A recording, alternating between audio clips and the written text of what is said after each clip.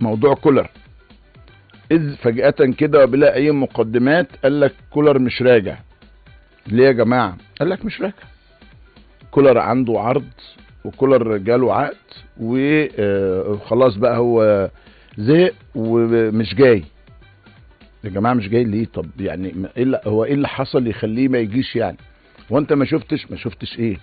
مش الاقي عين محمد رمضان؟ طب ايه المشكلة؟ ايه اللي زعل كولر في هذا الامر يعني انه عين محمد رمضان؟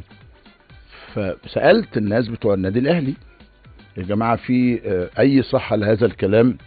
قالوا لا. سألنا الراجل وكيله دينو لامبرتي، قال انا ما بعلقش على الكلام ده لانه احنا امورنا مستقرة. قال كده بالظبط، امورنا مستقرة وامورنا طبيعية وانا ما بعلقش على هذا الكلام. فماذا جد يعني؟